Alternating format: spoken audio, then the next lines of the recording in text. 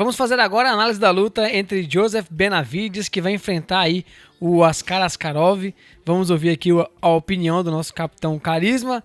Mas antes, não se esqueça de se inscrever no nosso canal, ative o sininho para receber as notificações. E lembrando que na descrição aqui do vídeo tem um link das nossas redes sociais. Venha fazer parte da família Round Extra, se inscreve no nosso grupo do Telegram. Também está aqui na descrição. E se você quiser apoiar o nosso canal, aqui também tem um link na descrição. Seja um apoiador e receba aí todos os palpites de todas as lutas do UFC. Então, venha ajudar aí a fortalecer o nosso canal e a gente continuar fazendo esse trabalho aqui para vocês. Capitão Carisma, vamos falar aqui de Joseph Benavidez, o eterno Vasco da Gama aí, o atleta que mais tem vice-campeonato na história do UFC. Eu acho que não tem ninguém que tenha mais vice que ele. Perdeu a disputa de cinturão para Dominick Cruz em 2010, perdeu para Demetrius Johnson em 2012, perdeu novamente para Demetrius Johnson em 2013 e tá vindo o Capitão Carisma de 2 disputas de cinturão contra o Davidson Figueiredo e perdeu as duas. Um foi nocauteado no segundo round e a última foi finalizado. A gente sempre tem aquelas discussões, né? Qual foi o melhor atleta do UFC a não ter conquistado a cinta? Esse cara sem dúvida tá aí no top 10 tranquilamente, mas chegou a hora do UFC joga ele aos leões, né? O que o Benavidez, capitão, vai estar trazendo aí pra essa luta? O que você vê de técnica nele? Bom, então, eu acho que Benavidez é possivelmente o melhor cara da história do UFC a não ganhar um cinturão. Eu me lembro como se fosse ontem de quando anunciaram a criação da categoria peso mosca, e não só eu, mas a maior parte dos fãs de MMA pensava que essa categoria ia se chamar peso Benavidez, porque, tipo assim, o Benavidez acabava com todo mundo no peso galo. Todo mundo. Ele só não acabou com o Dominick Cruz e ainda assim a segunda luta entre os dois foi extremamente contestável, sabe? Foi uma decisão que muita gente achou que o Benavidez deveria ter ganhado. Então, a teoria era, quando esse cara descer, quando esse cara conseguir lutar sem uma diferença tão grande assim de altura, envergadura e peso para os adversários, ele vai passar o caminhão em todo mundo.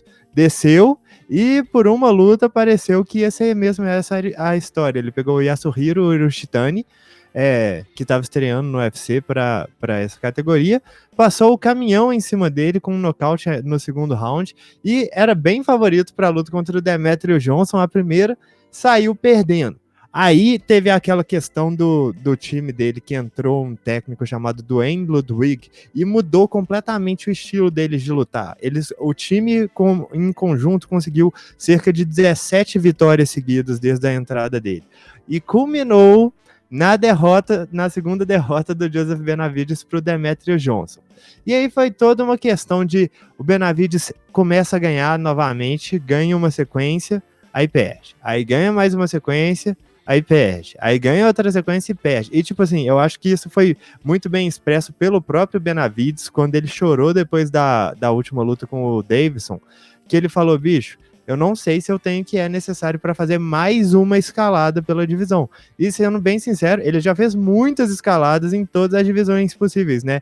Ele fez aqui, ó, vou contar. 1, 2, 3, 4, 5, 6 escaladas até agora, que ele venceu em sequência nomes dentro do top 10, dentro do top 5, em busca de outra chance pelo cinturão. E ele sempre morreu na praia, mas, tipo assim, é inegável a qualidade técnica que esse cara tem. Ele passou o caminhão em praticamente todo mundo nos moscas. Ele nocauteou o Formiga 2 vezes, ele nocauteou o Alex Pérez, venceu o Dustin Ortiz 2 vezes também, John Moraga, Ali Bagautinov, esses caras já disputaram o cinturão. Ele venceu até o Henry Cejudo, o único cara fora o Demetrius Johnson que venceu o Henry Cejudo.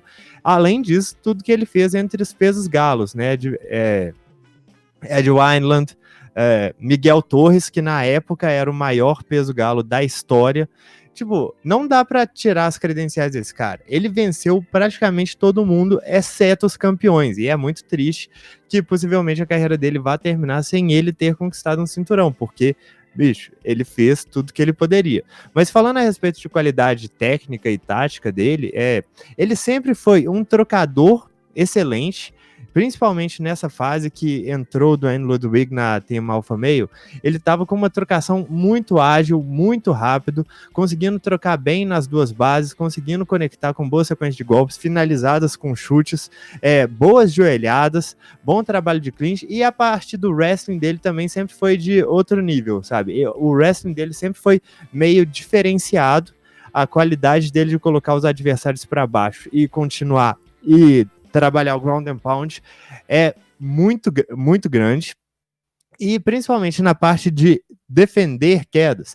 Talvez ele não defenda quedas tão bem, mas só que, bicho, segurar esse cara por baixo é uma das tarefas mais ingratas que você vai ver no UFC, sabe? Tranquilamente. A maior parte das lutas dele, você vai ver que ele recebe quedas e por algum motivo ele sai com a vitória. O que aconteceu? É porque é impossível segurar ele no chão. Você vê em particular aqui a luta dele contra o Zach Makovsky. Ele recebeu 4 quedas. Aí você vê quanto tempo ele ficou travado no chão. 1 minuto. 1 minuto no total de 4 quedas recebidas. E outras coisas a adicionar. O jogo de grappling dele é extremamente sólido. Ele é um dos poucos caras hoje no UFC que consegue fazer uma guilhotina com a maior qualidade possível. Inclusive a famosa vitória dele em cima do Miguel Torres veio por uma guilhotina. É um cara que consegue se virar muito bem, tanto por baixo quanto por cima. Tem ótimo poder de nocaute para a categoria dos pesos moscas, ótima velocidade, ótimo gás. O que também tem acontecido com ele nos últimos tempos é que ele parece estar tendo um certo declínio físico. E você vê que mesmo em performance que ele foi muito bem, como contra o Dustin Ortiz e contra o Jussier Formiga, a impressão que dava é que não era mais o mesmo Benavidez que era 5 anos atrás. Eu acho que isso é perfeitamente natural, mas tem que se lembrar que a gente está falando da categoria peso mosca. É a categoria que tem os lutadores mais velozes do UFC. Então, o fato de você estar declinando fisicamente vai ser acentuado por isso. Porque no peso pesado, não importa se você perder a velocidade. A maioria dos caras lá não se vale de velocidade. Nesse caso aqui, é problemático. Eu também acho que ele vem tendo um pouco mais problemas com cardio, mas fora isso, as derrotas dele pro Davidson, o Davidson é um monstro, cara. O Davidson é uma força da natureza, então eu não posso pegar essas derrotas e falar que o Benavidez não consegue render absolutamente nada. Derrota pro melhor mosca da atualidade, por mais feias que elas tenham parecido. O fato é, o currículo dele credencia ele e muito. Ele venceu o Jussier na melhor fase da carreira do Jussier, com tranquilidade. Ele venceu o Alex Pérez, que acabou de disputar o cinturão dos moscas também, por nocaute, com tranquilidade também. Então, ele é muito técnico, muito correto em todas as facetas do jogo.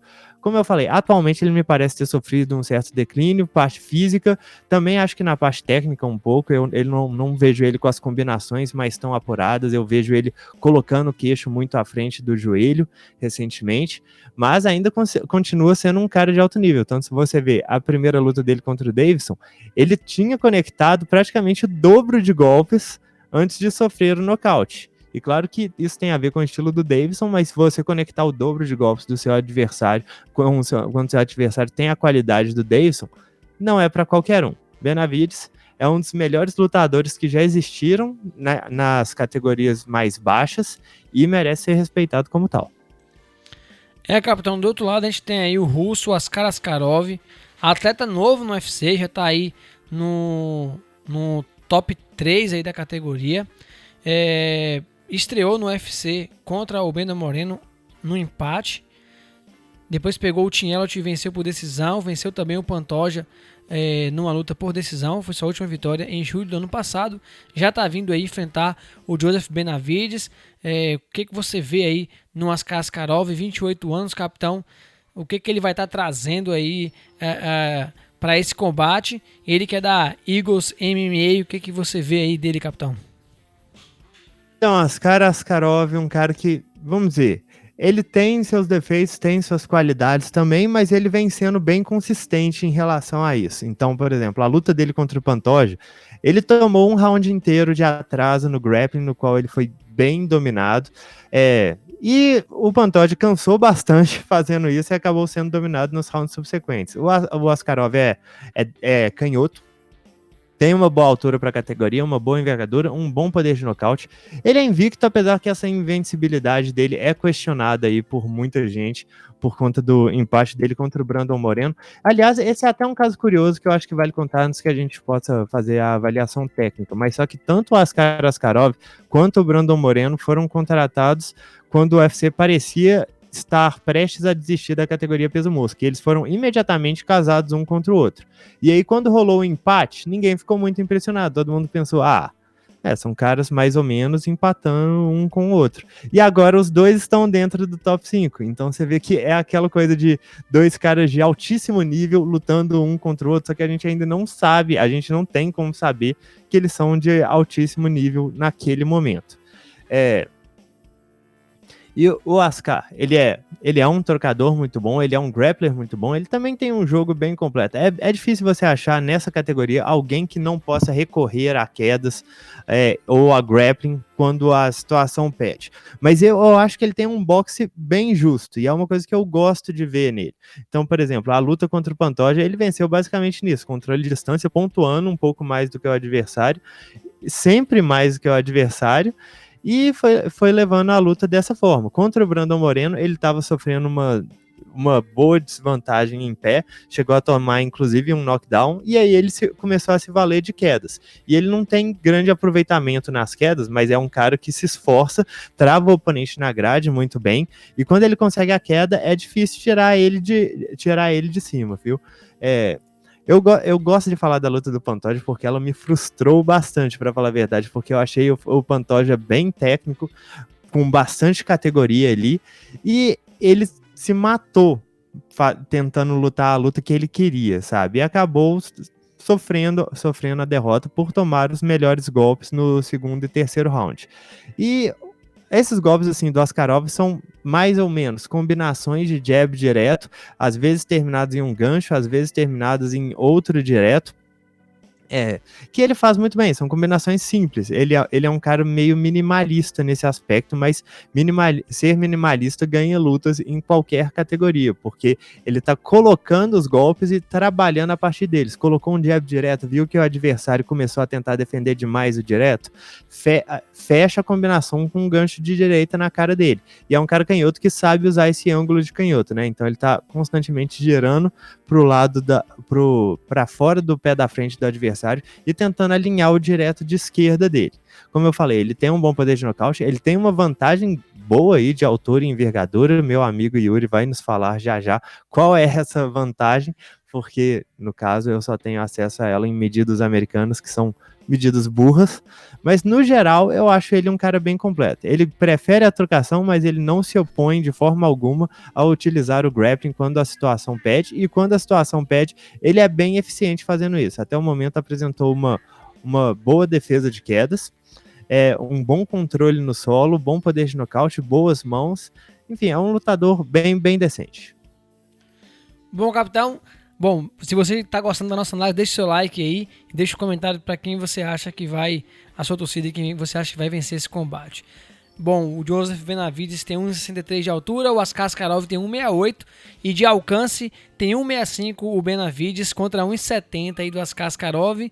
Capitão, como é que você acha que essa luta vai se desenvolver aí, tendo um bom grappler absurdo de um lado contra um outro cara que é tanto bom em chão quanto bom em defender quedas? Como é que você acha que essa luta vai acontecer aí, capitão? Bom, então, a diferença não é tão grande assim, né? 5 centímetros de altura e de envergadura, inclusive é a mesma diferença que existe na luta principal, por coincidência.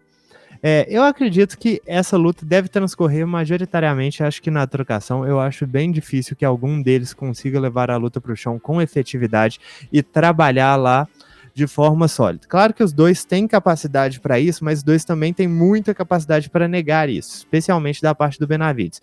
O Benavides recorreu ao wrestling mais em lutas que ele estava passando um certo perrengue em pé, sabe? Então você vê em lutas como contra o Dustin Ortiz, não é que ele estava passando um perrengue em pé, mas ele precisou fazer wrestling o tempo todo, porque o adversário estava em cima dele o tempo todo. Então, ele entrava nas quedas. E funciona, mas não é um jogo que ele tá gostando tanto de fazer. Ele tá preferindo trocar, eu acho que principalmente para conservar o próprio gás. Ele tem boa velocidade, um pouco menor do que anteriormente, mas boa velocidade, bons chutes, boas combinações, trabalha bem em chutes na perna, trabalha bem em golpes no corpo.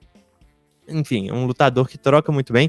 E eu acho que nesse quesito, uma coisa que o Benavidez deveria se preocupar principalmente era, talvez, ele consegue trocar das duas bases, né?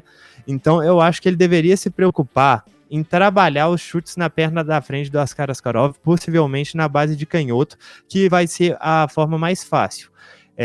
Conseguindo anular aquela perna da frente, essa entrada muito boa que o Askarov tem para entrar com o jab direto dele, vai ser debilitada. E aí, a partir disso, a luta fica bem mais tranquila, porque você está tirando o senso de distância e é uma das melhores armas que o adversário tem. Eu acho que se você anular o jab do Askarov, boa parte da trocação dele vai por água abaixo. Eu acredito que em questão de gás e volume de jogo, eu dou uma leve vantagem para o Askarov neste momento. Então, se por acaso eles se verem numa guerra e algum deles precisar tirar energia ali do fundo do baú num terceiro round disputado, eu vejo isso mais pendendo para o lado do Askarov. Até porque, atualmente, eu acho que ele é um cara mais forte no clinch do que o Benavidez é. Então, se a luta estiver complicando para ele, eu não acho que ele precisa nem necessariamente jogar o Benavidez no chão. Ele pode travar a luta no clinch e ir tentando pesar o corpo em cima do Benavidez. Acredito também que em questão de boxe, o Askarov esteja um pouquinho acima do Benavidez nesse momento, mas acho que principalmente porque eu tenho visto o Benavidez recorrendo à mesma combinação de mãos 30 vezes consecutivas nas lutas, sabe? Às vezes elas funcionam porque ele é um cara rápido e ele sabe criar ângulos em cima dos adversários, mas eu acho que contra um cara um pouco mais científico e um pouco mais estudado, como eu acho que o Askarov seja, isso pode complicar o Benavidez a longo prazo. Como eu falei, eu acredito que essa luta transcorra principalmente em pé, e eu acho que os dois têm armas aí para complicar a vida um do outro. O Benavidez tem os melhores chutes, ele tem, acho que, mais poder de nocaute, mas ele vai ter que compensar uma diferença de altura e envergadura. Só que, como todos sabemos, isso não é novidade na carreira do Benavidez. Ele fez boa parte dessa carreira competindo na categoria de cima contra caras bem mais altos do que ele. Então, eu realmente não acho que um problema de 5 centímetros a mais de envergadura e altura, eu não acho que isso vai ser diferencial contra ele. Eu acho que, claro, para mim, a melhor estratégia do mundo seria, a melhor situação do mundo para o Benavidez seria poder cair por cima do Askarov, mas ao mesmo tempo eu acho essa situação um pouco arriscada demais. O cara querer forçar uma posição dessas e acabar se cansando, que foi o que o Pantoja fez, ainda mais contra um cara que é tão difícil de se finalizar como o Askarov. O Benavidez tem finalizações incrivelmente boas, mas eu acho que é um jogo meio arriscado demais. Para o Askarov, eu acho que é uma questão de controlar a distância, trabalhar os golpes retos com eficácia, não deixar o Benavidez crescer na luta, não deixar que ele gire muito pelo octógono, clinchar para quebrar o ritmo dele o máximo possível, colocar a cabeça embaixo do queixo do Benavidez para incomodar, e eu acho que tentar trabalhar mais a partir do segundo round, que é quando a velocidade do Benavidez começa a diminuir um pouco mais. Lembrando que é só um pouco mais. Ele não é um peso pesado que vai chegar esbaforido no segundo round. Ele é um peso mosca e um peso mosca de altíssima qualidade. Para o Benavidez é uma questão de movimentação, é uma questão de movimentar a cabeça, de trabalhar os chutes baixos, possivelmente em contragolpe. Trabalhar golpes no corpo também seria uma ótima pedida. Se puder misturar com wrestling, fantástico, mas não acho que é uma coisa que se deva insistir tanto. Esse é um casamento de luta daqueles que o UFC normalmente faz, de colocar um cara que está entrando entre os tops para pegar um cara que parece estar na derrocada. Aí fica essa questão. Quão bem será que o Benavidez ainda está lutando? Porque ele só perdeu recentemente para o atual campeão, que é um monstro absoluto. Então não dá para cravar que ele não seja mais o segundo melhor da categoria só por isso. E aí é isso que o UFC meio que tá querendo tirar a prova nessa luta. Bom, tá aqui a análise do Capitão Carisma. Se você concorda com ele, deixa aqui nos comentários. Se discorda também. Não se esqueça de se inscrever no nosso canal, ativar o sininho para receber as notificações e comentar também aqui embaixo quem você acha que vai vencer essa luta. E até a nossa próxima análise.